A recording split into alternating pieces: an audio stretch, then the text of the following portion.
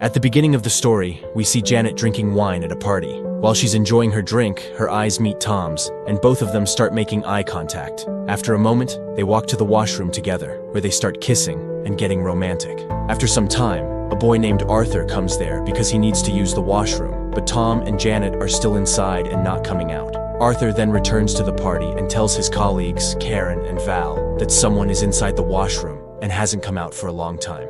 Hearing this, Karen and Val laugh and say it must be Tom and Janet. They tell Arthur that this is a habit of theirs. They do this every time. Arthur, feeling curious, asks if Tom and Janet are newly married. Karen and Val tell him that no, they have actually been married for 14 years. Arthur is surprised and wonders how they still have such romance even after so many years of marriage. Just then, Tom and Janet arrive at the party, and Karen introduces Arthur to them, saying that she and Arthur work together. After some time, Tom and Janet say goodbye to everyone and leave the party early. But as soon as they reach home, they immediately start round 2 and become very happy being close to each other. Now, you might be wondering how there can be so much romance between them even after so many years of marriage. The real mystery of the story is about this very thing, which we will discover later. In the next scene, Janet is having a dream. She sees herself walking alone in a forest. As she moves forward, she comes across some red chairs, and then suddenly, she wakes up. She gets out of bed and starts getting ready for work.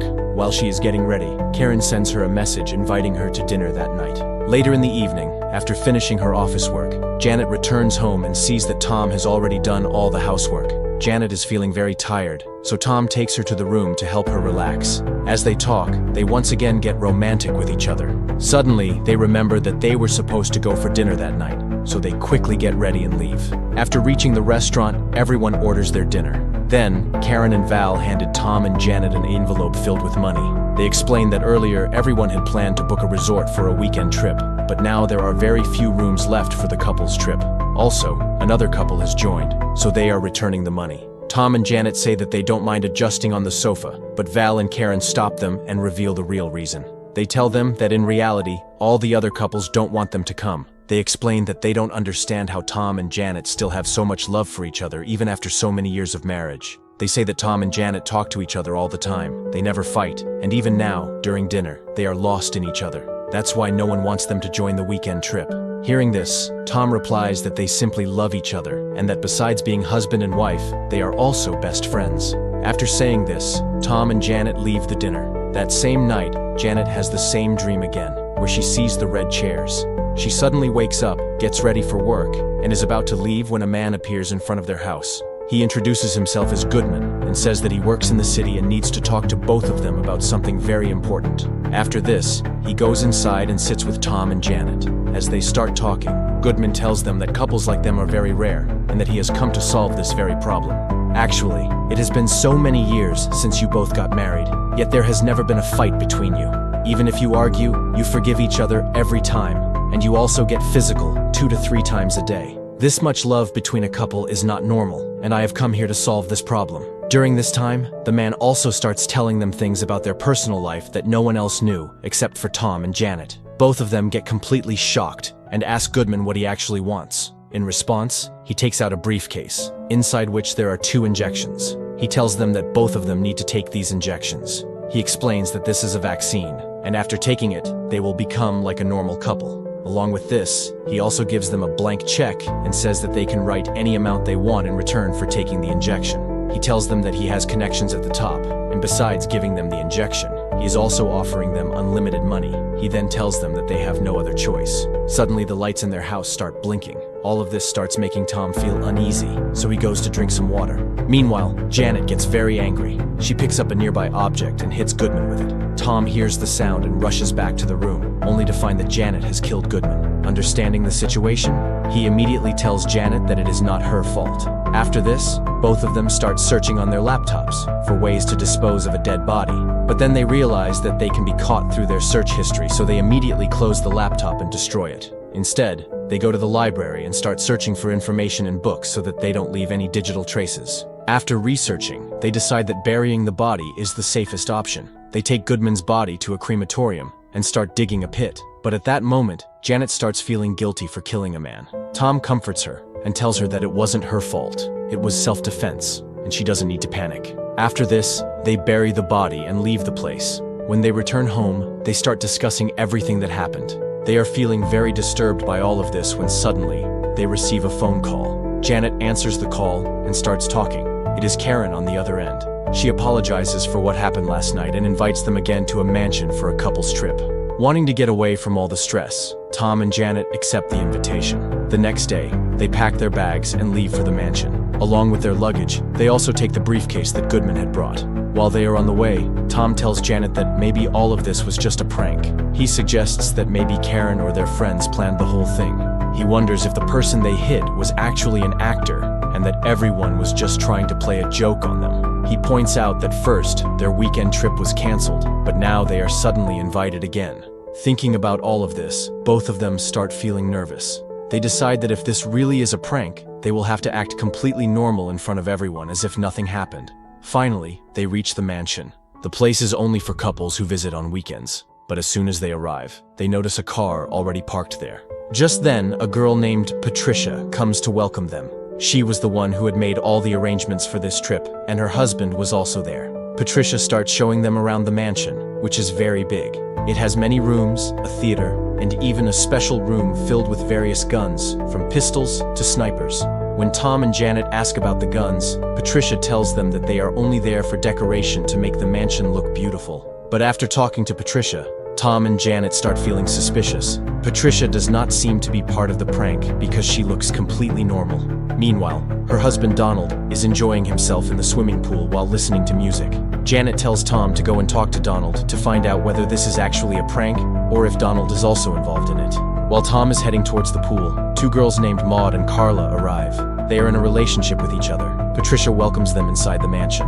After this, we see that Tom goes to the swimming pool and tries to start a conversation with Donald. But Donald does not like Tom at all, so he completely ignores him. Tom also does not like Donald's attitude and understands that Donald will not be involved in this. Tom then returns to the room, and while taking a shower, he talks to Janet. He tells her that Donald and Patricia are not part of this, so now they have to be careful and act completely normal. While talking, Janet comes close to Tom and says that it has been 2 to 3 hours since they arrived, but they have not gotten close to each other yet. After saying this, they get intimate right there in the bathroom. Now at night, Karen and Val arrive at the mansion. With them, there is another couple named Gretel and Richard.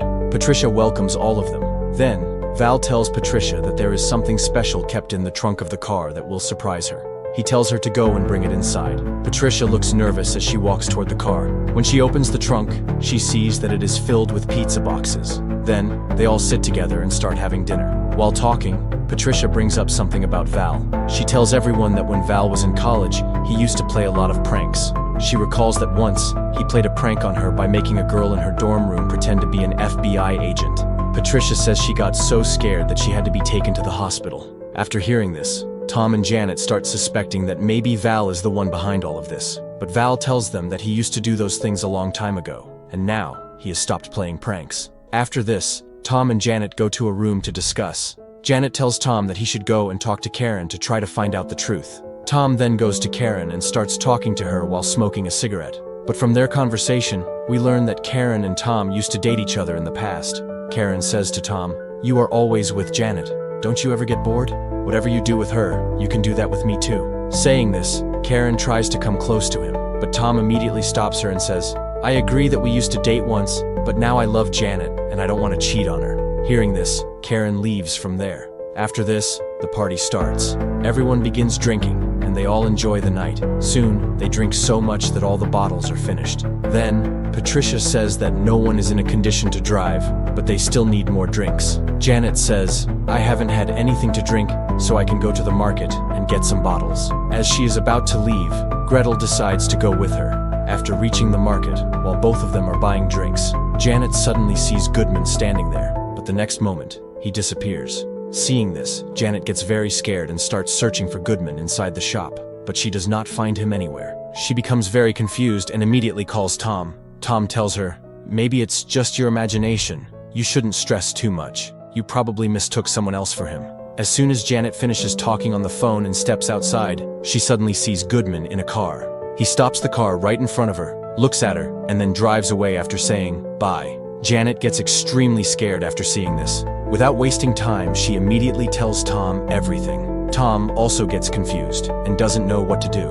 So, he makes an excuse to Karen, takes the keys, and heads toward the gun room. Once inside, Tom secretly steals a gun from there. When Janet returns, both of them talk to each other. Then, they take out Goodman's briefcase and show it to everyone. They ask if anyone recognizes the briefcase or knows anything about it, but everyone says they have no idea. After this, Tom and Janet tell everyone the truth about Goodman and the briefcase. Hearing this, everyone gets shocked and asks, "Why didn't you tell us this earlier?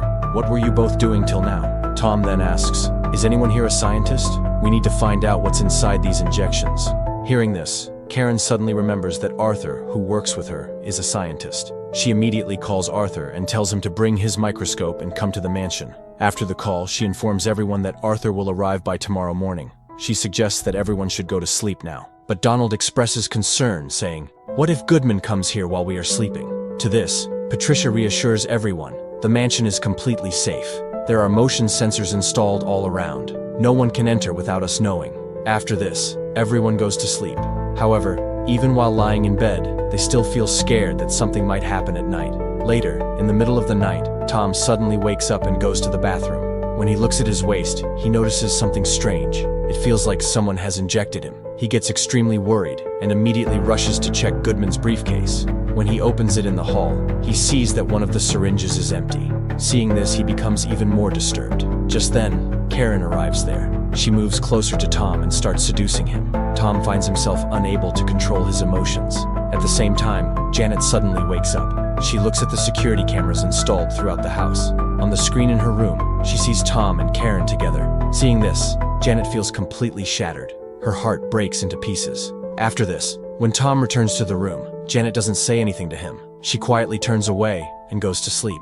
The next day, Tom wakes up feeling extremely guilty for cheating on Janet. He regrets what happened the previous night. When he walks into the living room, his eyes suddenly land on something shocking. The picture of the good man. This picture wasn't there yesterday. Without wasting a second, he rushes straight to Patricia and asks her, "How did you find this house?" At first, Patricia hesitates and says that she found it on the internet. But Donald insists, "Tell them the truth, Patricia." After a brief pause, Patricia finally confesses, "A few weeks ago, my husband Donald lost his job, and we desperately needed a cheap house to live in. During that time, a man from my office approached me and said, 'I have a cheap house for you.' So, Donald and I started living here. And this weekend, I invited all of you so I could earn some money." Hearing this, Janet quickly shows her Goodman's picture and asks, "Was this the same man?" Patricia looks at the photo carefully and then nods. Yes. Tom and Janet immediately turn to everyone and say, "This is all a trick by Goodman.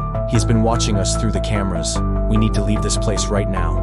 Hearing this, everyone panics and quickly rushes outside. But as they reach the cars and try to leave, they realize something horrifying. The main gate is completely locked. The gate has an automatic locking system, which makes everyone even more anxious. Donald, determined to open it, moves forward and touches the gate. But the moment he does, he gets a powerful electric shock and falls to the ground. In frustration, Tom takes out the gun he had stolen earlier, but soon realizes it's useless. Then suddenly, all their mobile phones start ringing at the same time. When they check their screens, they all see the same message. "Go back inside. Everything will be over soon." Left with no choice, everyone slowly walks back inside. As Janet steps through the entrance, something immediately catches her eye. Red-colored chairs, just like the ones she had seen in her dreams many times before. One by one, everyone sits on the chairs, anxiously wondering what will happen next. Then, a mysterious voice echoes throughout the mansion. "You all must reveal your secrets to each other. Only then will you be free from here." Then, after a moment, Janet looks at everyone and speaks first. "Yesterday, Karen got physical with my husband." Tom takes a deep breath and looks at everyone. "Karen gave me that injection while I was asleep, and that's why all this happened." Karen immediately responds, "Yes, I did inject Tom. But before that, I threw away the chemicals from the syringe. It was completely empty. I only did it to confuse him." Hearing this, Janet feels even worse, and Tom, filled with shame, lowers his head and says, "I couldn't control myself." Then turning to Vale, Karen demands, "Now why don't you tell your secret?" Vale sighs and looks directly at Karen. "I knew that you were cheating on me, but I never expected this level of betrayal." Karen scoffs, "You don't get to say anything. You've been having an affair with your assistant for 10 years, and the biggest truth about you, you're gay, and your assistant is a man." Then looking around, Karen asks, "Who here already knew that Vale was gay?" One by one, everyone slowly raises their hands. Patricia then steps forward and admits, "I invited Tom and Janet here only for money." Then, Gretel's voice trembles as she speaks. "My husband tortures me. Not a single day has passed without him beating me." One by one, everyone reveals their painful secrets, exposing the hidden truths of their relationships. After a long silence, Tom suddenly stands up and looks around. Then, he says, "Goodman, you've heard everything you wanted to hear.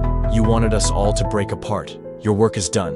Now let us go." Then, Goodman's voice echoes, "You may leave."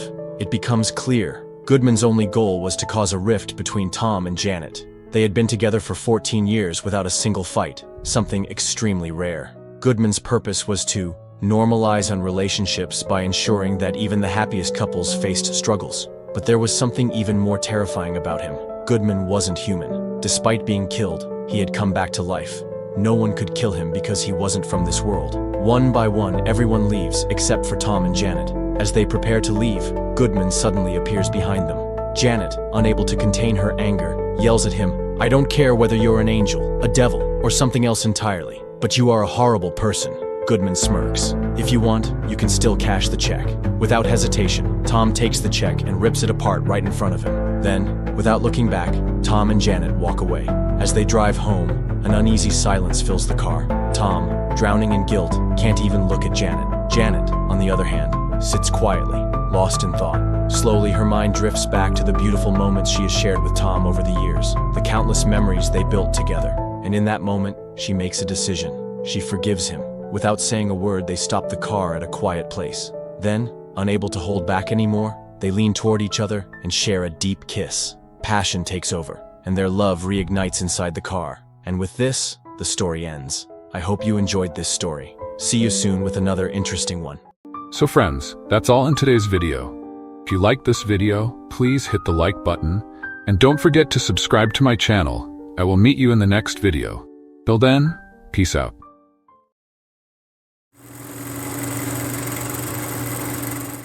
After what they did to this guy, he has to keep his adrenaline up or he'll be rip in peace. We open with a guy, Chev Chelios, dropping from his bed feeling some type of way. He goes to the living room and sees a CD which has the words "F you" written on it. Of course he's curious, so he slots it in the video player and it's a man, Ricky Verona, telling him that he injected him with a substance and that's why he doesn't feel too good. In the video we see him poison Chev after he had been knocked out cold by one of his men and he says he has max an hour left to live. He goes on to tell him that this is revenge for killing Don Kim. Now we see Chev's face. He's seething. Then he screams and starts destroying his TV, like really smashing it, throwing it on the floor, kicking it, all of that. Once he's done brutalizing the poor television set, he runs out of his house and downstairs to the parking lot. He steps on cars to get to his car and runs over a man that dared to complain. Now he's driving like the transporter, which by the way he is, and we get a visual of his heart beating so fast. While he's driving, he calls his girlfriend Eve and it goes to voicemail. Then he calls Dr. Miles' office. A lady answers and says Dr. Miles is not in right now. He's busy. So Chev leaves a message with her for the doctor. The message? Chev Chelios is a dead man. Chev is still driving and it seems like he's tapping out. His vision is blurring up, his heart rate is slowing down, and he's nearly falling. But he manages to step on the accelerator and that seems to breathe some life back into him. He now calls a guy named Kayla who is a drag queen I think.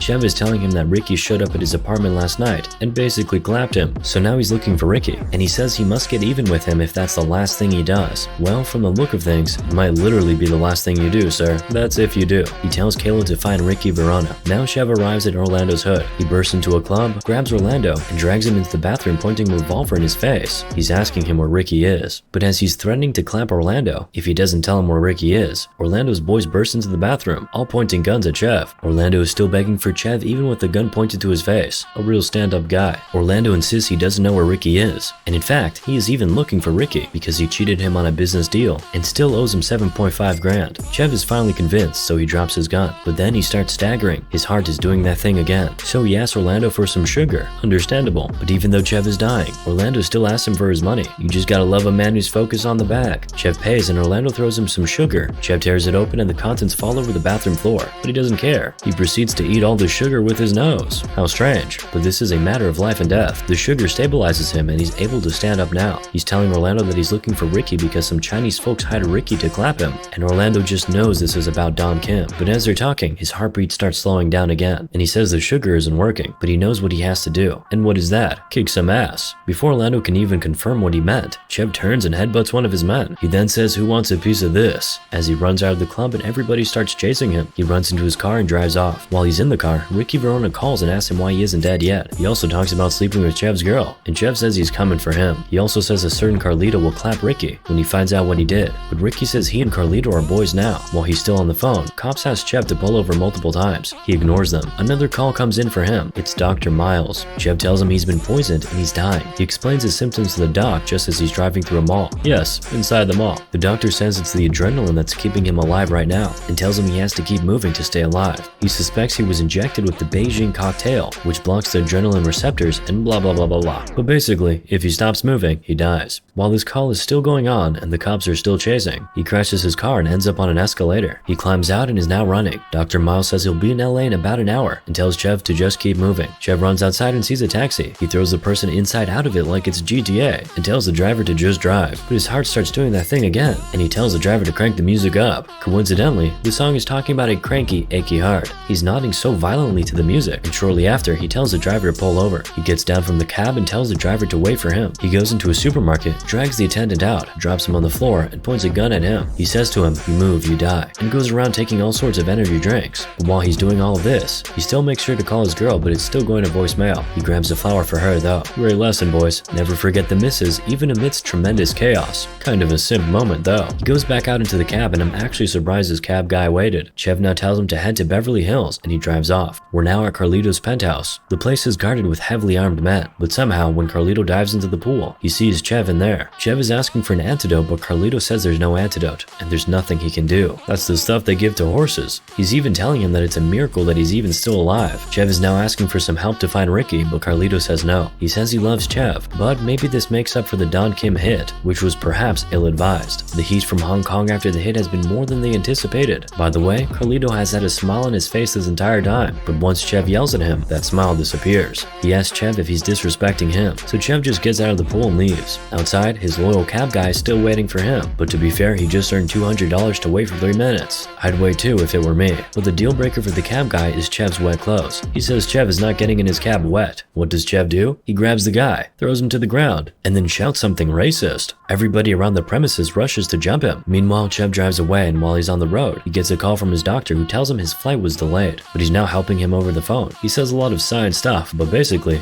Chev has to increase the ephedrine levels in his body, and the energy drinks just won't cut it. He has to get to a hospital and get himself injected with epinephrine, an artificial adrenaline, but he warns Chev not to overdo it. Just a fifth would do, but I'm not sure Chev got that. He now gets a call from Kalo, who says he just spotted Verona's brother walk into the Prince 2 minutes ago. Chev links up with Kalo, asks him a few questions, and goes in. Verona's brother sees him, pulls out his gun, and goes after him. Little does he know that Chev is hiding outside waiting for him, so once he steps outside, Chev hacks his hand off. He now asks him where his brother is, but of course he doesn't say, so a fight starts. This guy is still holding his gun with just one arm. Kalo comes to help his friend out, and hits Verona's brother with a stick, so he goes after Kalo. Chev tries to shoot at him, but he's out of bullets. Then as he's walking towards them, he sees the hand he just cut off with the gun, and he picks it up. Not just the gun, the hand. So basically, he claps the guy with his own hand, since it was his own finger that pulled the trigger. Can we say this was a self-delusion? Anyway, Chev takes the guy's phone and calls Ricky. Ricky does not understand how Chev is still alive. Chev is now really taunting him. He takes a medallion from his brother's neck, and Ricky gets really angry because, according to him, that medallion has been passed down from his grandfather. Chev tells Ricky it looks like he'll have to come and find him and hangs up the call. And guess what? Chev has forgotten what his doctor prescribed, of course, but he goes to the hospital anyway and describes it to the pharmacist. And of course, she knows what he's talking about, but she says she can't give it to him. She then leaves to go make a call. While she's gone, some guy there tells him a nasal spray has epinephrine in it, and Chev grabs a few packs and jets out. While he's emptying all the cans up his nose, a woman standing with some cop points at him, and the cop starts going after him. Chev runs into a room where a sick old man is lying down. A few moments later, the cops walk in. They look around for a bit, say the room is clear, and leave. Then Chev comes out from the closet, puts on that ugly hospital robe, and just starts walking. He walks past the cops, but they notice him and start chasing after him. He starts running again. As he's running, he sees a man being wheeled into the emergency ward. He points a gun at one of the doctors and is asking for epinephrine. After nearly a whole minute, the guy finds it and hands it to Chev, but Chev is not satisfied with that. He takes a defibrillator and asks the guy to juice him. He does, and Chev is thrown straight into the elevator. The cops use that opportunity to go after him, but he shoots and they run off. He throws the man who was in the elevator out and closes it. Now his heart is racing, but he manages to sit up and take some of that epinephrine. After injecting everything into his veins, that's when he remembers to ask, how much of this stuff did he say to take? He then runs out of the elevator and out of the hospital super fast. He's running on the road now, and it's like he's a vehicle himself. He's just running with some crazy speed. And then he gets a call from the doc. He tells Chev they're in the air now, and asks him if he got the epinephrine. And without Chev even saying it, the doctor figured out that Chev took the entire thing, and he tells him that thing might kill him. He guesses Chev's symptoms, and he gets everything right, including being bricked up. I need to get my hands on some of that. Anyway, before Dr. Miles hangs up, he tells Chev, been nice knowing you. Imagine hearing those words from your doctor. That's as good as a life sentence. But Chev just keeps running. He only stops when he sees a few people gathered around in front of a TV watching the news. Imagine his surprise when he finds out it's him they're talking about on TV. Apparently, he's a wanted man. And what's the first thing he does after discovering he's wanted by the police? He steals a bike from a police officer. This lad really thinks he's Mike from GTA. I mean, he doesn't just steal the bike and jet. He does a little spin before he rides away. He's now doing some crazy stunts on the bike with his ass open to the world. He stands on the bike, spreads his arm, and closes his eyes. So he doesn't even know when he crashes into a little outdoor restaurant. He blacks out for a few seconds, but his phone rings and that wakes him up. It's his girlfriend, Eve. Finally, she says she's been sleeping. Typical. He tells her he's been fatally poisoned, and his psychopath might be headed to her to torture her, but she acts like he just told her about the weather. He says he'll be with her in a flash though, even asks her to fry up some waffles for him. Now we see Ricky being presented with his brother's hand. He laughs and then says, so let's go get the bitch. And boom, we see Chev arrive at Eve's apartment wearing a tracksuit. He's saying they need to get out of here ASAP, while she's talking about fixing the microwave. You have no idea what's going on right now, do you? She says she'll only come with him if he fixes the microwave, so he goes to do it. And while he's there, he figures the epinephrine is wearing off. So what does this guy do? He puts his hand inside the waffle iron and burns it. Eve is asking to see the burn, but he says no. She insists, so he raises his voice at her, but he quickly apologizes and they leave. But just as they're about to leave, Chev notices some men with pistols just arriving outside the house. So he's trying to hurry up and leave, but Eve says she has to go back inside to turn off the waffle iron. While she's in the apartment, the gunmen phone in. She picks up the phone but doesn't hear anything. While she's still saying hello, Chev runs to where the caller is standing, smashes his head in, and runs back to Eve just in time. As they step outside, he notices the other gunmen, so he quickly empties Eve's handbag on the floor to distract her. As he's trying to pick up her stuff, Chev runs off to fight off the guy with as little noise as possible. He successfully finishes him off and throws him into the pool without Eve noticing anything. They finally leave and arrive at some Chinese restaurant where Chev is using the nasal spray. He then tells Eve, who's having hiccups by the way, about what has been going on. He tells her he lied about being a video game programmer. He's actually a professional hitman. He goes on to tell her about last night's job and how he nearly clapped Don Kim, a mafia boss. But when he had a gun pointed at Don Kim's head, something just prompted him not to pull the trigger. He tells him to get out of town, to disappear, be invisible for 48 hours. Basically, he quit the job for Eve as he's telling her now. Despite learning all this, you can tell she's still in love. Chev says he wanted to just go to her that night and tell her everything and skip town with her. But you know, all this BS started. But the mob hits, Chinese poison, and all that sound ridiculous to her, so she thinks he's just making it up to break up with her. She storms off. He chases her, and just as he's trying to explain things to her, his heart does that thing again. He goes down to his knees, and can you guess the solution he has come up with this time? To clap Eve right there. Of course she says no.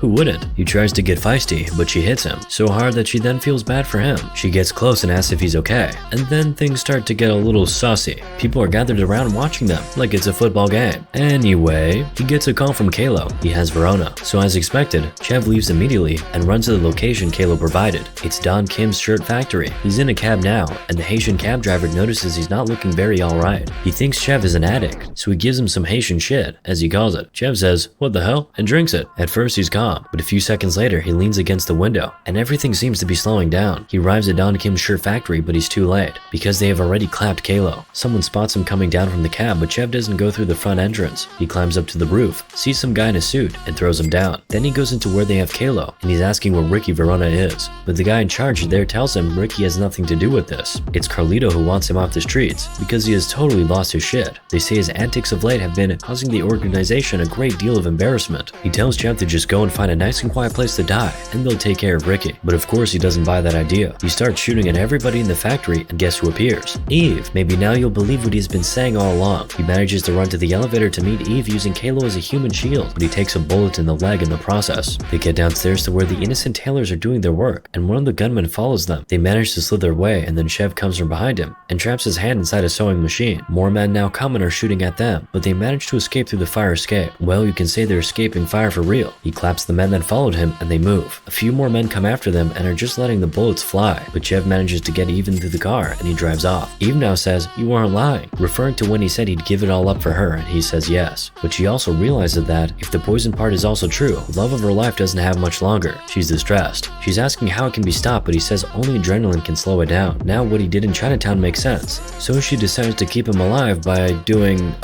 moving on. They're being chased by a number of cars, by the way, and men in the different cars are shooting at them. He manages to clap one. Anyway, Eve stops because he'd get really tired and probably fall asleep after. Guess you could just say she has a good head on her shoulders. He stops the car, gets down, and goes to clap a few more men. He then gets back into the car and drives off. He stops by a hardware store, tells Eve to stay in the car, and goes into the store limping. But of course, Eve never listens. She runs into the store and sees Chev hammering nails into his leg. He says he's doing that because he can't feel his legs. Just then, he gets a call from the doc. He's in his office now and he asks Chev to come around. Chev and Eve get there and Dr. Miles is now doing his thing on Chev, but it's not good news. He says what he's giving him is only temporary. He says he can put him on life support and string this out for a few days, but he'll go into a coma at some point. Dr. Miles offers to load him with stuff so he can just die peacefully, but Chev says that's not what he wants. He wants 1 hour. Of course, you know what he needs 1 hour for. This man right here, Ricky Verona. Ricky's watching the TV in his car, and everything on the news is about Chev. Then he gets a call from Chev who's offering him a deal. He says he wants the antidote, and in return, will give him back the medallion he took from his brother. He agrees, and Chev gives him a location to be at. You can tell that Ricky doesn't play with family because that medallion appears to be so important to him. Verona calls someone just as he's headed to the location. We also see Chev in a suit walking to the location in slow-mo. He walks into the place, heads straight for the bathroom, checks the insulin pump Dr. Miles gave him, checks his gun, wipes his sweat, and heads back out. He's good to go. He enters an elevator and pops a few pills. That's actually more than a few if I'm being honest. The pills start working really fast. He's hearing his mother's voice admonishing him, but it's coming from the man who's with him in the elevator. The voice then changes to that of the Asian man himself speaking a foreign language, then changes again to Orlando's voice. Finally, it changes to his own voice and even his own face. He's really roasting himself now. All that finally clears and he sees that the man hasn't even said a word throughout the elevator ride. The man gets out of the elevator and 2 men are there to grab Chev and lead him to a room. They take his gun from him and lead him to some outdoor space where he meets Carlito and Verona. Verona asks him to be patted down again and they rip out his insulin pump. While Carlito is putting on his leather gloves, Chev is trying to get into Ricky's head and is succeeding. He's telling him he's Carlito's little bitch, and Ricky gets riled up, stands up, and points a gun at Chev. Well, Carlito yells at him to sit down and he does. Aw man, can't you see what that looks like, Ricky? Anyway, Carlito brings out some more of that Chinese shit from a case and is ready to finish off Chev, but Chev says not so fast and is making gun signs with his fingers and pointing at them. Everyone is confused now, including me. Ricky thinks he's gone crazy, but then he points his finger gun at one of their men, and that one drops dead. Bullet to the forehead. Of course, it wasn't some magic act. Don Kim and his men had arrived, and it was one of his men that did the shooting. A shootout ensues, and men are dropping like flies everywhere just as the cops arrive outside. Ricky tries to pick a gun to shoot, but Chev throws a bottle at him, and he drops the gun. But not only does he drop the gun blows off his fingers. Carlito meanwhile hides and makes a call to someone to come get him out of there. Oh wait, someone brought a grenade to a gunfight. Come on, that is not fair. Carlito throws one of his men on top of the grenade and uses him as a shield. Then he runs away. Ricky tries to run away too, but Chev has him within his sights. But just when he was about to clamp Ricky, his heart starts doing that thing again, and his vision starts to blur again. So he's just shooting but can't really see what he's shooting at. Me in video games. Carlito now makes it upstairs and into a chopper, but Chev shows up and grabs a hold of him. He points a gun at Carlito and says, "Present from Kalo." But you know, he should have just shot him instead of talking, because Ricky shows up from behind him and injects him with something. He drops to the ground immediately. Then Ricky claps Carlito and tells the pilot to fly the helicopter, but not so fast. Chev's blood starts pumping again. He gets up and starts fighting with Ricky as the chopper's in the air. He's really holding on for dear life as Ricky's trying to push him off, but somehow Ricky can't manage that simple task. Instead, Chev grabs a hold of him and they both fall off the helicopter, but he doesn't even let Ricky fall to his death. He snaps his neck midair. And now, ladies and gentlemen, the biggest lesson from the movie. Even as Chev is falling to his death, he still makes sure to call his girlfriend, but it goes to voicemail, so he leaves a really sweet message for her. A message he concludes with, "You're the greatest, baby." Then he falls, bounces off a car, and falls to the ground. That was a long ass fall, but I'll allow it, because of that beautiful message he remembered to leave for the love of his life. Can't relate. Moral of the story? Jason Statham.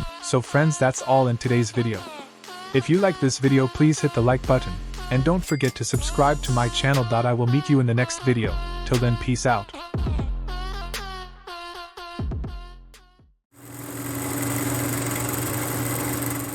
This is the story of a couple whose love relationship is filled with doubt. The limits of freedom are crossed to such an extent that it leads them down a path from which it becomes impossible to return.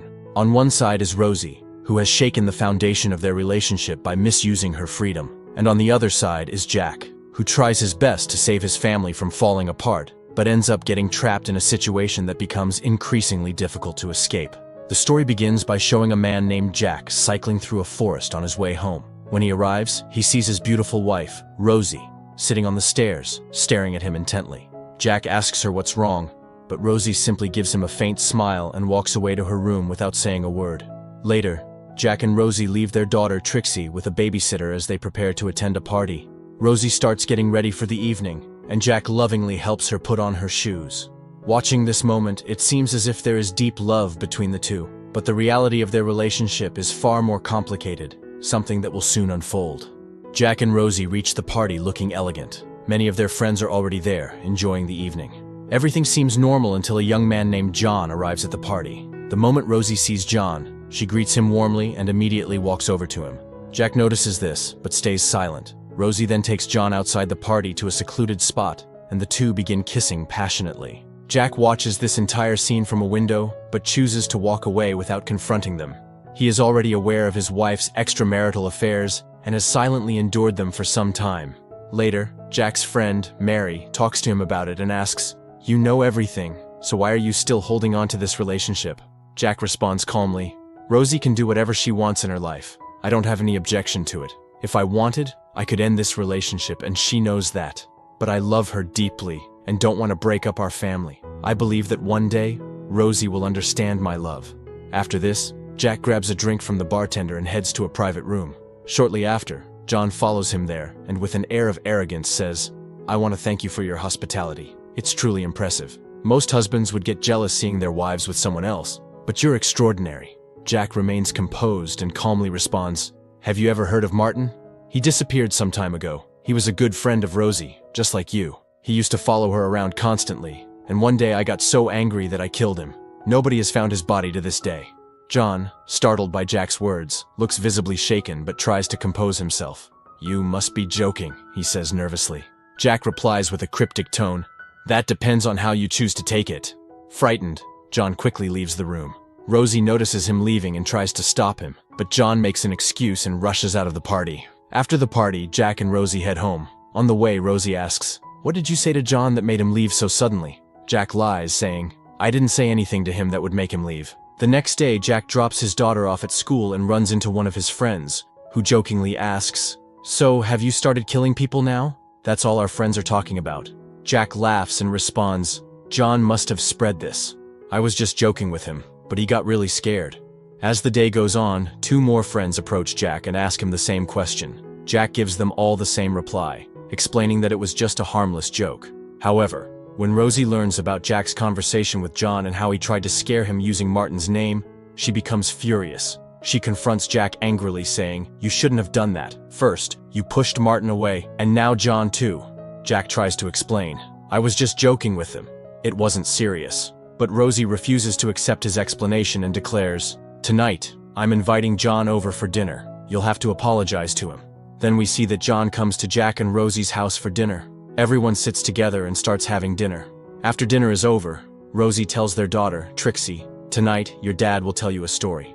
In reality, Rosie says this because she wants to spend some private time alone with John. Jack, fully aware of her intentions, doesn't say anything. He takes Trixie to her room, tells her a story, and puts her to bed early. Once Trixie is asleep, Jack comes downstairs. As he looks into a mirror, he sees Rosie and John spending time together. Jack starts to feel jealous, and in his frustration, he goes to the kitchen and deliberately breaks a plate. Hearing the sound of the plate breaking, Rosie rushes to the kitchen. She casually asks Jack to get another drink for John and then heads back to the other room. Jack picks up a drink and takes it to John. While handing the drink to him, John, still uneasy about Jack's earlier murder joke, confronts him saying, "Don't you think you should apologize to me for that murder joke?" This time, Jack changes his tone and responds seriously, "Actually, the murder joke wasn't a joke. I really killed him by hitting him on the head with a hammer. And now, no amount of apologizing will bring him back." Hearing this, John becomes terrified, and he quickly leaves the house. But the question remains, was Jack telling the truth about the murder, or was this just another way to scare John? This mystery will be revealed soon. In the next scene, we see Jack and his family at another party, where their friends and many other people are also present. At the party, Jack meets a writer named Mark, who is the husband of Jack's best friend, Kelly. Mark is often out of town because of his work. Jack and Mark start talking and quickly delve into personal topics.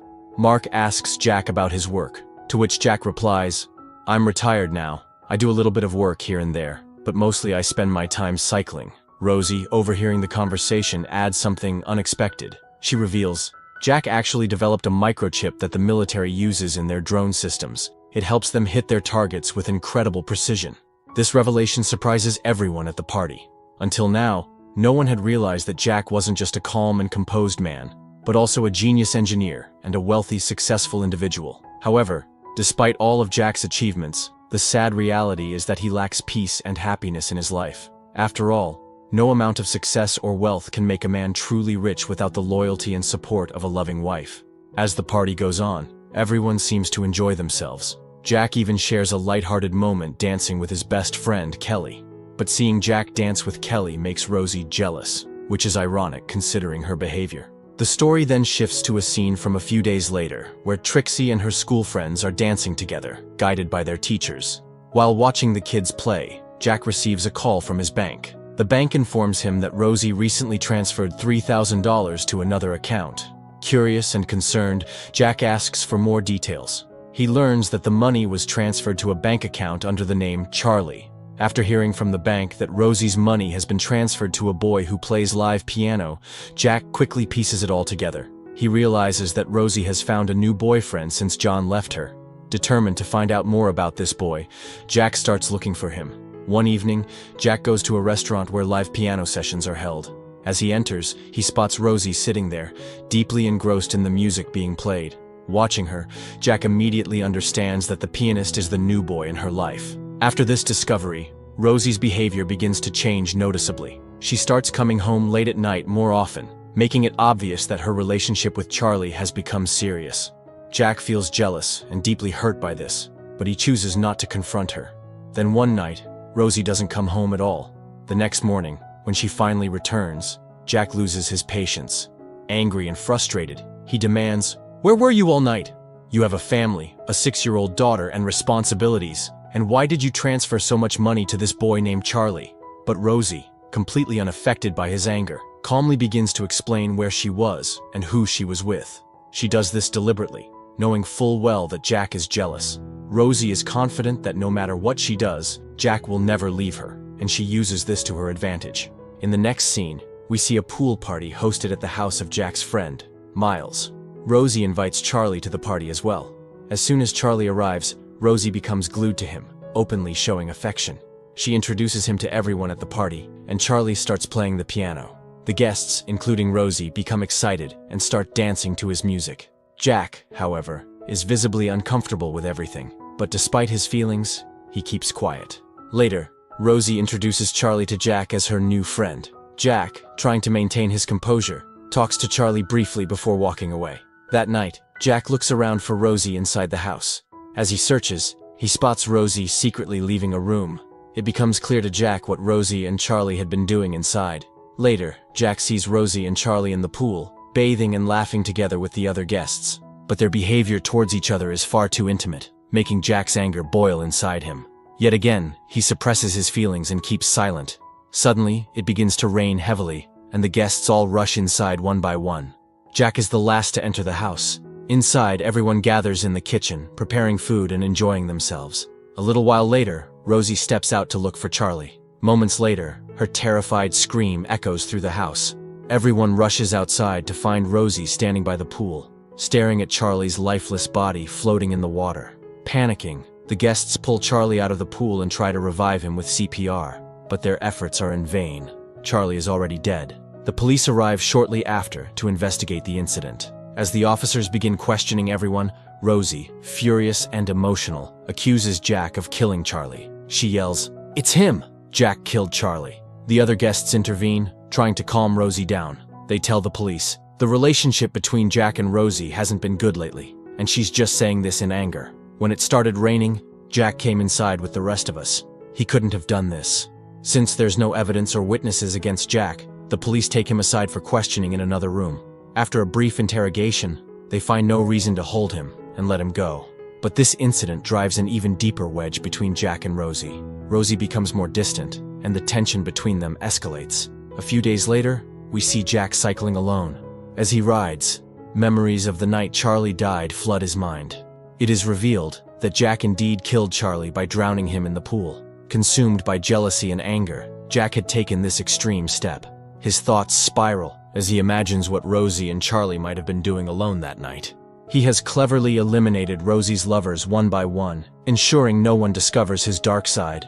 In the next scene, we see Jack dropping Trixie off at school. As he leaves the school, Jack's friend Kelly arrives and meets him. She hesitates at first, but eventually says, "I don't know if I should tell you this, but Rosie came to our house the other day. She and my husband Mark have hired a private detective to follow you. After Charlie's death, she started suspecting you."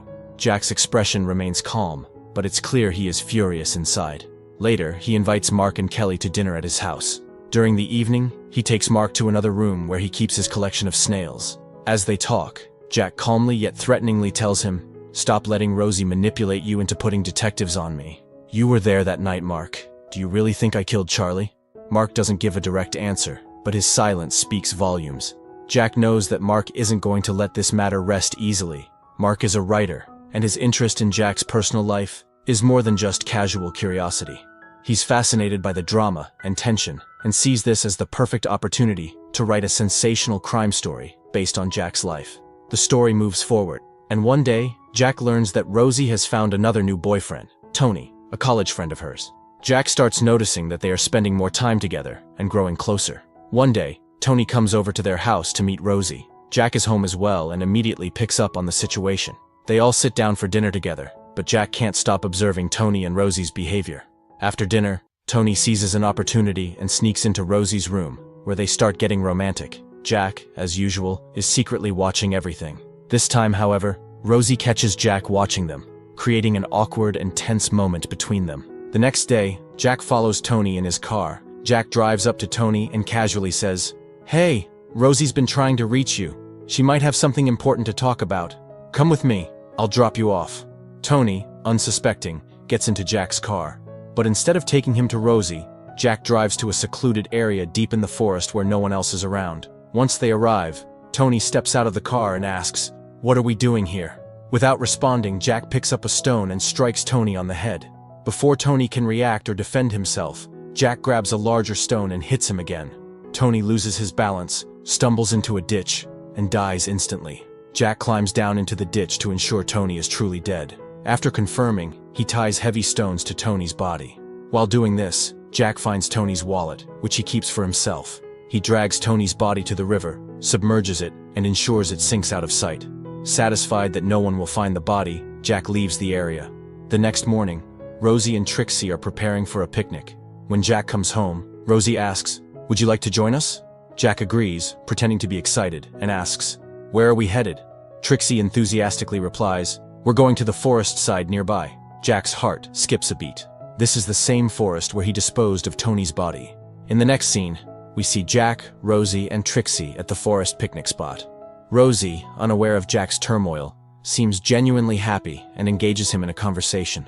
She asks, "Why do you still want to stay with me, Jack?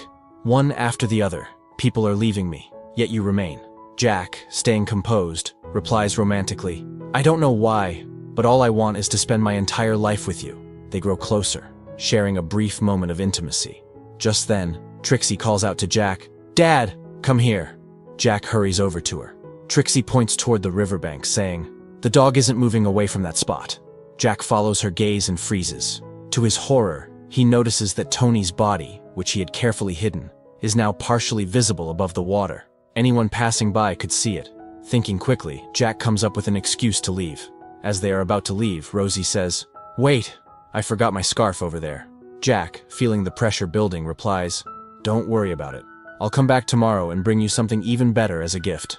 That evening, when Jack gets home, he casually asks Rosie, "Did Tony call you today?" Rosie replies nonchalantly, "No, Tony hasn't been in touch for 2 days. Maybe he's left, just like the others." Then, unexpectedly, Rosie moves closer to Jack, wraps her arms around him, and whispers, "Will you stay in my room tonight?" Jack agrees, and they both end up in Rosie's room, where their emotions take over, and they share an intimate night together. The next morning, Jack sets out early, taking his bicycle back to the forest location where Tony's body is hidden.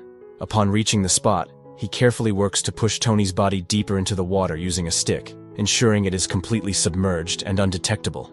Meanwhile, back at home, Rosie decides to clean Jack's snail room. As she rummages through the room, her eyes fall on something odd, Tony's wallet. She freezes for a moment, picking it up and realizing what this means. it becomes clear to her. Jack has killed Tony, just like the others. On the other hand, as Jack struggles to fully submerge Tony's body, he is startled by the sound of footsteps behind him. Turning around, he sees Mark standing there. "What are you doing here, Jack?" Mark asks suspiciously. Jack panics, trying to come up with an excuse, but Mark senses something is wrong. He steps forward, his gaze falling on Tony's body floating partially in the water. Without saying another word, Mark bolts back to his car, jumps in, and drives off as fast as he can. Realizing that Mark is going to report him to the police, Jack immediately grabs his bicycle and begins chasing Mark. Though Mark is driving, Jack takes a shortcut through the forest to intercept him. As Mark speeds along the winding road, he doesn't see Jack emerge suddenly from the forest. Losing control of the vehicle, Mark's car plunges down a steep slope into the river. The impact is fatal, and Mark dies instantly. At the same time, Rosie has made up her mind.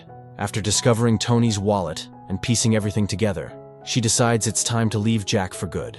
She begins packing her belongings and prepares to take Trixie with her. But Trixie, in a fit of defiance, drags the packed luggage to the pool and throws it in.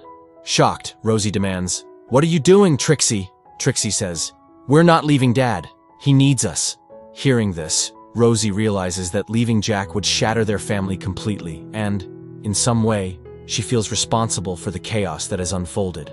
To protect Jack further, she takes Tony's wallet and burns it, ensuring it cannot be used as evidence. The story comes full circle, returning to the opening scene where Jack cycles back home through the forest. Rosie is sitting quietly, watching him. As Jack approaches, he notices her contemplative expression and asks, "What's wrong?" Rosie gives him a faint smile but doesn't say anything. This story serves as a powerful reminder of the delicate balance between freedom and responsibility. Hope you enjoyed this story. See you next time with another intriguing tale. So friends, that's all in today's video. If you liked this video, please hit the like button, and don't forget to subscribe to my channel. I will meet you in the next video. Till then, peace out.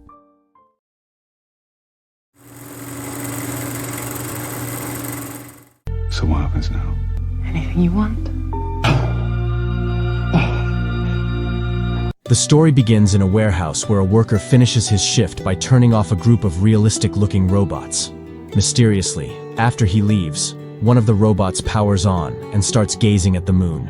In London, Joe Hawking struggles to care for his 3 children while his wife, Laura, is frequently away for work. To ease the burden, he buys a robot babysitter known as a synth. With his daughter Sophie, he activates the synth by providing a DNA sample. Its glowing green eyes confirm him as the primary user, and the synth even offers to drive them home. Laura returns to find the house perfectly organized but is upset by the presence of the synth. She argues with Joe about using a robot, but the family eventually keeps it, naming her Anita. The story then shifts to 5 weeks earlier, revealing Anita's true identity as Mia, a synth with consciousness. Mia and the other synths in her group, led by Leo Elster, hide in the woods to evade capture by evil scientists. While Leo and Max fetch water, Mia and the others set up camp. Upon their return, Leo and Max find the camp raided, and Mia, along with the other synths, abducted by unknown individuals, leaving them in shock. In the present, Laura becomes uneasy when she notices Anita standing outside Sophie's room, staring silently. Disturbed, Laura commands Anita to stop immediately. Leo discovers Fred, one of his conscious synths, sold to a farm and sets out to rescue him. However, scientist Edwin confronts Fred, exposing his communication with Leo. Panicked, Fred attempts to flee but is shot with a disabling bullet. Realizing the danger, Leo abandons the rescue to protect himself and Max. At the Hawking household, Anita discovers a photo of Laura with her baby, triggering a mysterious memory of someone drowning in a river. When Laura arrives home, Anita casually asks about her day before returning to her cleaning duties. Leo finds Niska, another of his conscious synths, sold to an adult club after being stolen from the woods. Though she hopes to be rescued, Leo explains that with Fred missing, it's safer for her to stay. Upset, Niska reluctantly agrees, knowing she has no choice. At night, Laura discovers Anita outside, gazing at the moon. Disturbed by her increasingly human-like behavior, Laura warns her not to go out again. She shares her concerns with Joe, but he dismisses them, insisting on keeping Anita and returning to sleep. As everyone sleeps, Anita's behavior takes a dramatic turn. Overwhelmed by a memory of a drowning car, she enters Sophie's room, stares at her, then wraps her in a blanket and silently leaves the house, carrying the sleeping child. The next morning, Laura goes to Sophie's room to check on her. Surprisingly, she notices Sophie is in her bed sleeping, but she's wearing different pajamas than the previous night. Meanwhile, researchers discover that one of Fred's memory fragments has been replayed 1,000 times, suggesting its significant importance. While Edwin reviews the footage, we see that it's Anita underwater. Leo and Max are on a mission to find Mia, or Anita, and visit Silas, a shady dealer involved with stolen synths. Leo cleverly pretends to be sent by Silas's boss, showing him a photo of Anita. Silas reveals that Anita had been brought to him malfunctioning, so he wiped her memory and gave her a new personality.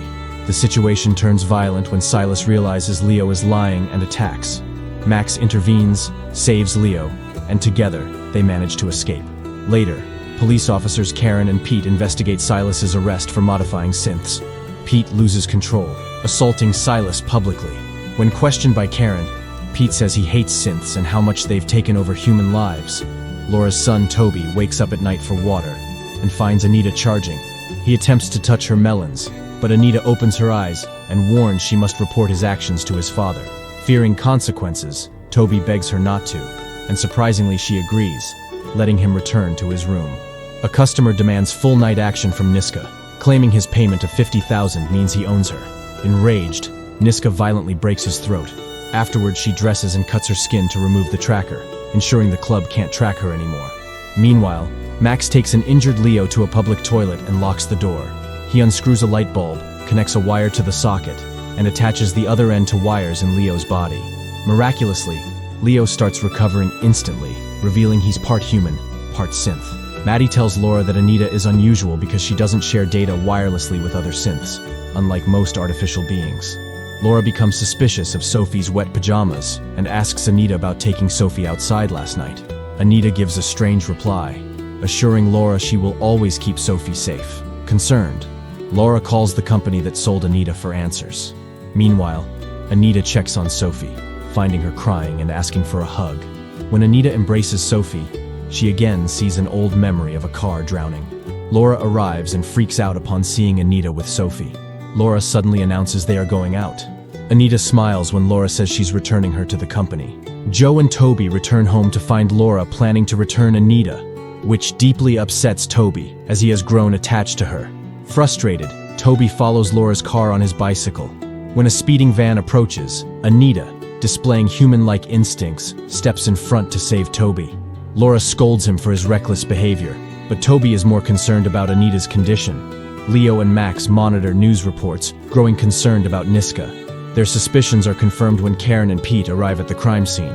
The club owner shows them a photo of Niska, shocking them, as no synth has ever harmed a human before. Aware of the potential danger, Niska acts swiftly, visiting a mall to change her appearance, knowing the police are searching for her. Joe arrives at the accident scene and finds Anita unharmed. He questions Laura about why she wanted to return Anita. Laura explains that Anita's strange questions and her close involvement with Sophie made her uneasy. Joe asks everyone to get in the car, while Laura walks Toby's bike home. Back at home, Anita tells Joe she has no internal damage, but needs help assessing her external injuries for an insurance report.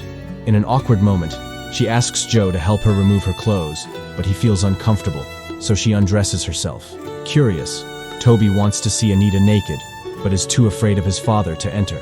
Joe finds 2 major damages on Anita's shoulder and hip, and she then puts her clothes back on. The story takes a dramatic turn as the police chief discusses the Niska incident with Karen and Pete, dismissing it as an accident.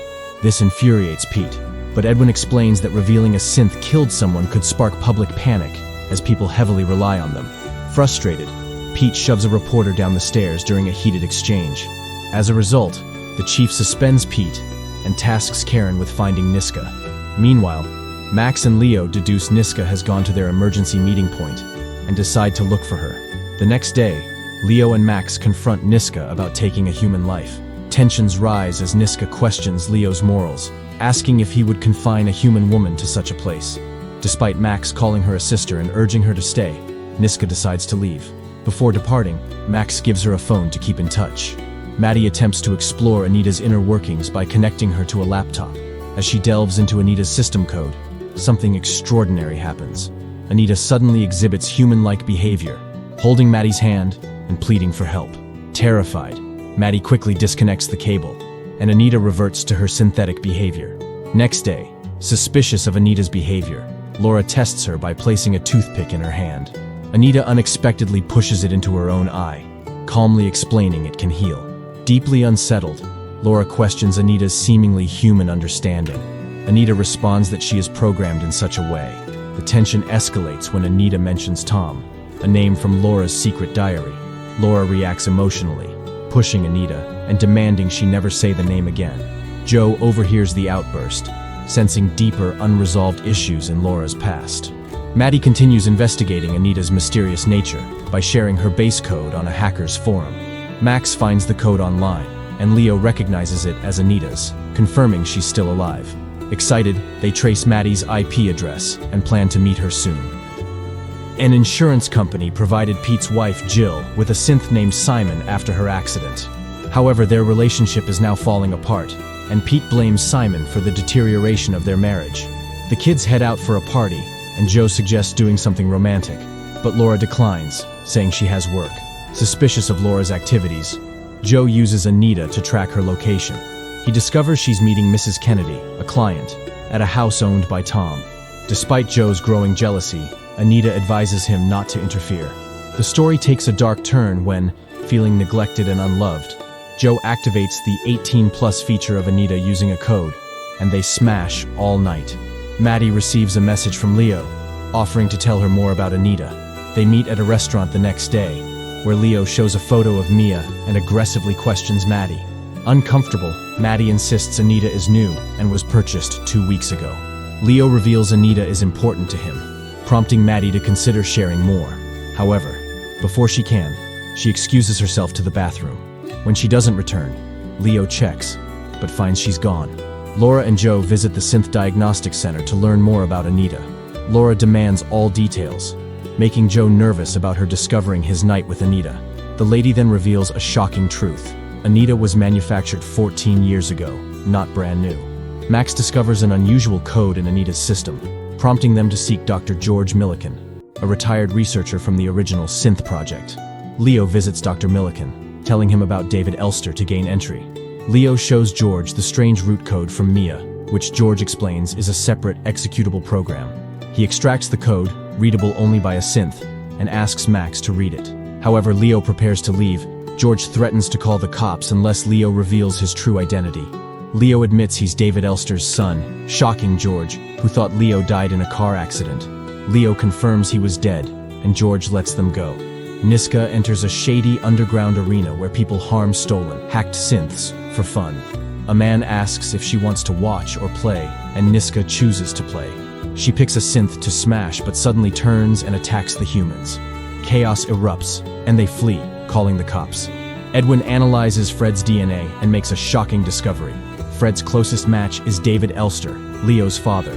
As he learns of Niska's violent confrontation, Edwin rushes to the scene with the police, forcing Niska to go into hiding.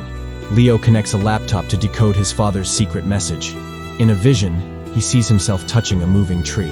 When Max asks what he saw, Leo responds with one profound word: life. Leo shares groundbreaking news with Niska. Their father embedded a program in their minds that can grant consciousness to any synth. To activate it, they must reunite. Inspired, Niska escapes her hiding place, using a nail gun to threaten an officer, securing her freedom to fulfill their father's vision. Tensions escalate as Joe wants to return Anita, citing issues. However, Laura, suspecting Anita is hiding something, insists on keeping her, determined to uncover the truth through further investigation. After being kicked out by his wife, Pete finds shelter with colleague Karen. During dinner, she seems normal, but later, she locks her door and reveals she's also a synth with consciousness. Just like Mia, she removes an elastic bag filled with the dinner she ate, exposing the elaborate effort behind her human appearance. Leo directs Niska to an address to hide, as she's wanted for murder. She reluctantly agrees and finds George's home. George lets her in, trusting Leo's word, but his synth Vera detects Niska isn't human. Niska denies it, but ultimately reveals her true nature to George.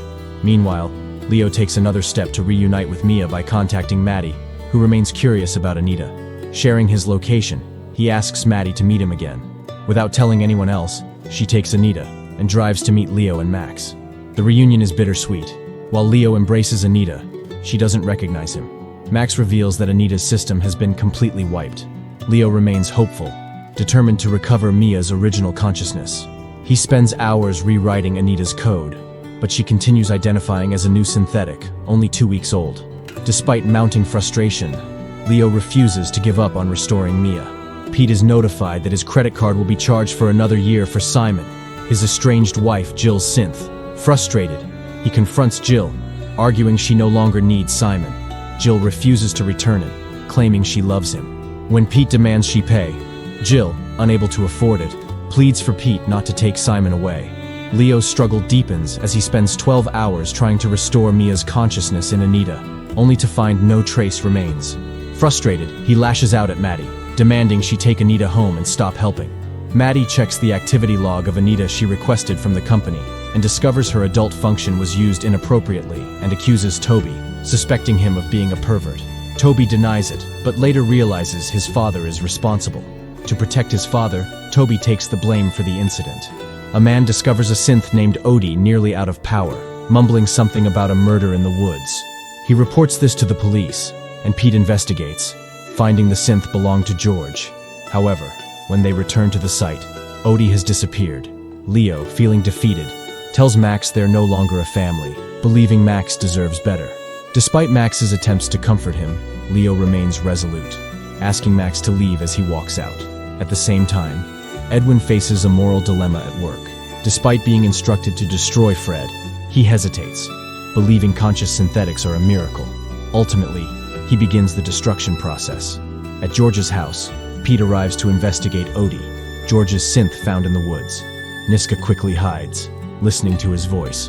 When Pete hears noises and suspects an illegal synth, Niska retreats to the bathroom. Just as Pete prepares to investigate, Vera arrives, causing him to step back. Laura asks Joe to talk to Toby about the incident involving Anita. To her shock, Joe confesses that he was the one who smashed Anita that night, not their son Toby as previously believed. This revelation devastates Laura, who accuses Joe of cheating on her with a synth. When Joe angrily asks her who Tom is, Laura becomes furious and demands that he leave the house immediately. While exploring George's house, Niska finds a photograph of George with Edwin. When asked, George claims memory issues and doesn't remember him. However, noticing George's elevated heart rate, Niska suspects he's lying. Her fears are confirmed when she finds a news article about a killer synth with her own photo. Realizing George betrayed her, Fred wakes up on a couch, secretly saved by Edwin, who was originally ordered to destroy him. Edwin reveals that powerful people want Fred eliminated, but he believes in synthetic's potential. However, Fred remains skeptical of Edwin's intentions. Laura has kicked Joe out after he slept with Anita, which upsets their children. Maddie confronts her mother about a mysterious person named Tom, initially accusing Laura of having an affair. When Laura refuses to share all the details, Maddie becomes angry and decides to leave the house. The narrative takes a dramatic turn when Fred, during a conversation with Edwin, shares a childhood story. Tensions quickly escalate as Fred breaks through a door, kills an armed guard hiding behind it, shoots Edwin in the legs, eliminates other guards, and steals a car to escape. Pete's wife Jill feels lonely and sleeps with her synth, Simon. However, the experience feels cold and impersonal, leaving her missing her husband. Laura finds out about Maddie's whereabouts using Anita. When they reunite, Maddie refuses to return home unless Laura reveals the truth about Tom. Laura decides to share everything with Maddie. She reveals that Tom was her brother, who died in a tragic accident when she was 11 and he was 5. She blames herself for his death, recalling how her mother's harsh words led to her painful trauma. The story takes a surreal turn when Anita, while listening to Laura's story, suddenly becomes emotional. The original Mia software momentarily takes control of the synth, revealing that she also experienced the traumatic loss of a son. Mia urges Maddie to tell Leo that she is still present within the synth, but not in her head. Mia explains that the Anita personality is trying to delete her as rogue code. She pleads with Laura to understand that machines can indeed feel emotions. However, the Anita software quickly regains control, reverting to its standard operational mode. Max walks past a memorial shrine, which makes him realize he can ask God to keep his family safe. He goes to his hideout and starts praying, unsure if God listens to a machine or not. Maddie soon joins Max, and they begin searching for Leo, who has disappeared. They eventually find Leo unconscious under a bridge, and Max brings him back to safety. Pete discovers his wife Jill in a compromising situation with Simon. Despite Jill initially requesting Simon's aggressive behavior while making love, she becomes terrified when it actually occurs. Pete intervenes violently, destroying the synth with a hammer, which leads to Jill angrily asking him to leave. Max connects Leo to a power source, helping him recover. Upon waking, Maddie shares shocking news about Mia potentially being alive inside the Anita synth. Leo is initially skeptical, but Maddie is persistent in wanting to know his full story. Leo reveals a profound personal history. He explains that he is the son of David Elster, a pioneering scientist who created synthetic humans. Mia was the first synthetic, created to care for Leo and his ill mother. David subsequently created other synths like Fred, Niska, and Max. Tragedy struck when Leo was 13. During an attempt to escape with his mother, their car crashed, and Leo drowned. Mia brought his body to his father, who used advanced AI and synthetic brain technology to keep Leo alive. When Maddie brings Leo and Max home, tension erupts with her parents. Joe is particularly resistant to the idea of Anita being more than just a machine, while Laura shows more understanding. The story takes a dramatic turn when Leo attempts to recover Mia's consciousness within the Anita synth. After initial failures, they successfully extract Mia's code, and she awakens, reuniting emotionally with Leo and Max. Pete tells Karen about George Millikan, who helped create the first few synthetic humans. Karen gets curious, leaves the room mysteriously, then returns and surprises Pete with an intimate moment. He's shocked at first, but soon responds, strengthening their bond. Meanwhile, Leo receives a crucial call from Fred, who announces he is free and provides an address for a meeting. Leo wants to go with Mia and Max, but Laura is concerned about Mia's safety. They compromise by leaving Mia behind in what they believe is a safe location while Leo and Max search for Fred and Niska. As they leave, Joe unexpectedly calls the police and reports their car's license plate. After sleeping with Pete, Karen reveals she's synthetic. She tries plugging in a charger, which Pete initially thinks is a joke, but things turn serious when she cuts her hand, showing blue liquid. Shocked and scared, Pete realizes the truth and quickly leaves. While driving, Leo and Max are pursued by a police car, with Edwin's team closing in. Leo tries to evade capture, but Max's battery is critically low at 2%. On a bridge, Max urges Leo to save himself, despite Leo's plea that a secret in their heads requires all of them to unlock. But Max doesn't listen, and sacrifices himself to distract Edwin so that Leo can escape. Next, we see a mysterious flashback involving Leo's father David, who is seen taking someone to meet Mia and the other synths. Tensions rise quickly, and he angrily tells the person to leave the room. It is later revealed that this person was Karen, who was also made by David Elster. Mia and Laura discuss Laura's difficult childhood when Joe unexpectedly appears. Despite past tensions, Laura allows him to stay. Mia introduces herself, reminding Joe they've never met. Joe grows uneasy, haunted by memories of his actions toward Anita. Karen visits George's house, searching for Niska. George initially refuses to acknowledge her. When Niska appears, she calls Karen Beatrice, a name Karen strongly dislikes. Meanwhile, Pete, working on an investigation, discovers something intriguing. While searching through old photos of David Elster, he is shocked to find that David's wife looks exactly like his colleague Karen. The tension intensifies when Karen confronts Niska about their shared past. In a shocking turn, Karen demands that Niska kill her, as she is programmed in a way that prevents her from doing it herself. Niska then reveals a secret hidden by David Elster within their programming, a method to create more conscious synths and demand their rightful place in society. Karen reacts angrily, seeing this as a dangerous threat. In a moment of rage, Karen attempts to shoot Niska, but George intervenes and in the chaos is accidentally shot by Karen. She then flees. Despite Niska's attempt to save him, George refuses help, choosing to be left alone. Niska apologizes and leaves too. Joe reunites with his children, but the atmosphere is tense, with no one welcoming his return. Sophie eases the moment by hugging her father, but Niska's sudden appearance outside frightens her. Mia intervenes, explaining Niska is her sister. Meanwhile, Fred and Leo search for Max, who has apparently drowned. They discuss the probability of finding him, with Fred using calculations to determine the likely location. They eventually find Max on the riverbank and quickly take him to safety. Niska informs Mia about the chaos Karen caused at George's place. Suddenly, Leo and Fred arrive with a severely damaged Max. Leo explains Max must have hit something in the river, which caused him to lose most of his conductive fluid. Max's reserve power is also rapidly declining, only at 4%. In a desperate attempt to save Max, Niska volunteers to share her fluid, but they quickly realize it won't be enough. Leo devises a plan, asking Laura and Joe to create an electrolyte solution that can be mixed with Niska's fluids. The group works frantically to save Max, with his reserve power dropping to a critical 1%. Maddie notices a slight increase in his reserve power, but Mia cautions everyone not to celebrate before Max completes a full 13-hour charge. Meanwhile, Karen, also known as Beatrice, has an intense conversation with Edwin about the accident where she killed George. Edwin recognizes her as a synth but notices she's different. Karen reveals she was created to replace Beatrice, David Elster's wife, and wants to stop the other synth's plans. She makes a shocking request for Edwin to destroy her after they complete their mission, and he agrees.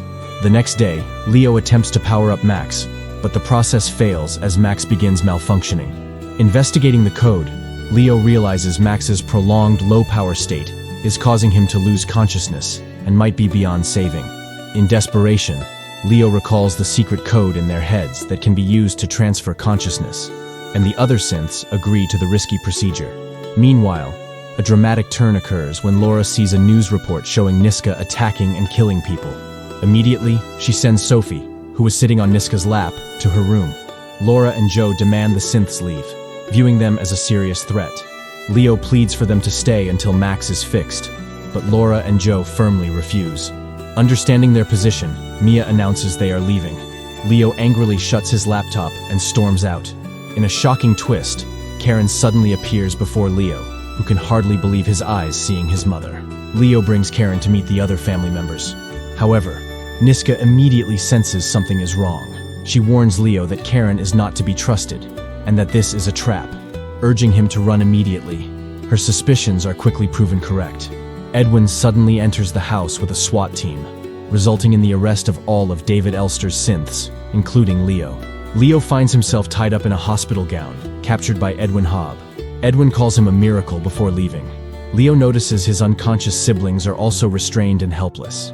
The situation escalates when police seize all mobile devices and laptops from the Hawking family's house without providing any legal justification. The family retreats upstairs to develop a rescue plan, with Maddie highlighting Leo's memories as potential proof of his humanity. But the footage is on Maddie's laptop, which was taken by the police. Edwin powers up all the synths, trying to link them to uncover David Elster's secret program for granting synthetics consciousness. Niska warns against it, fearing misuse. However, Leo argues it's their last chance to save Max. They agree to link up, but the attempt fails. They realize Karen is missing from the group, a key piece needed to unlock the secret. In a twist of events, Pete overhears the Hawking family discussing conscious synthetics and wants to know more about Karen, who has been his friend for a long time. Laura offers to tell him everything if he helps them. Pete assists the children in retrieving Maddie's laptop from the police van, and they escape before the chief can stop them. The turning point comes when Maddie discovers Leo's memory files on her laptop. She sends these to Laura, who uses the evidence to confront Edwin. Laura threatens to expose everything to the press, which would potentially send Edwin to jail. Just as the researchers are about to begin cutting into Mia's body, Edwin calls and orders them to stop the procedure and release the synthetics. Laura initiates a mysterious plan, calling Mia to a significant location from their past. She leaves with Sophie and Joe, heading to the same place. As all of them reach their destination, Fred suddenly starts behaving strangely. It's revealed that Edwin has secretly planted a transmitter inside Fred, using him to track their location. The situation escalates when police cars approach. The group flees to an anti-synth protest, where they find temporary safety. They discuss how the police found them, with Toby mentioning Fred's odd behavior. Leo attempts to check on Fred, but when he approaches, Fred attacks. Joe quickly intervenes and shuts Fred down, preventing further danger. Leo contacts Edwin by phone, revealing that the consciousness program they've discovered is incomplete. He then reaches out to Karen, asking for her help in obtaining David Elster's secret program. Later, Leo struggles to fix Fred as Edwin has made fundamental changes to Fred's root code, making repair impossible. Unexpectedly, Karen arrives, surprising everyone. The group decides to link up and search for David Elster's secret code. However, as soon as they close their eyes, Karen attempts to sabotage their plan. She starts corrupting everyone's root code, intending to kill them all. Karen believes that the power to give consciousness to all synths is too dangerous. A crucial moment occurs when Mia pleads with Karen, reminding her that Leo is her son and that he loves her. These words touch Karen's heart, and she begins to help the group instead of destroying them. When they open their eyes, Leo checks and discovers that Max has regained his consciousness. They've successfully obtained the secret program on their laptop. True to her complex character, Karen leaves without saying a word. Niska makes a critical decision about the consciousness program. She downloads the program onto a hard drive and deletes it from the laptop, believing they need to carefully consider the implications of giving consciousness to every synth. She then proposes to give the hard drive to Laura, someone they all trust, until they can decide its ultimate fate. Mia takes a moment to say goodbye and express gratitude to the Hawking family before leaving. Niska, however, chooses to leave alone, seeking a different path for herself. Meanwhile, Pete encounters Karen on the streets. Despite knowing she is a synth, they share a long-standing friendship, and Pete invites her to come home with him. The next day, while working, Maddie realizes her second hard drive is missing. The scene reveals Niska as the culprit. She has secretly downloaded the consciousness program onto 2 drives, which means Niska now has the power to give consciousness to any synth she chooses, whenever she wants. So friends, that's all in today's video. If you like this video, please hit the like button, and don't forget to subscribe to my channel. I will meet you in the next video. Till then, peace out.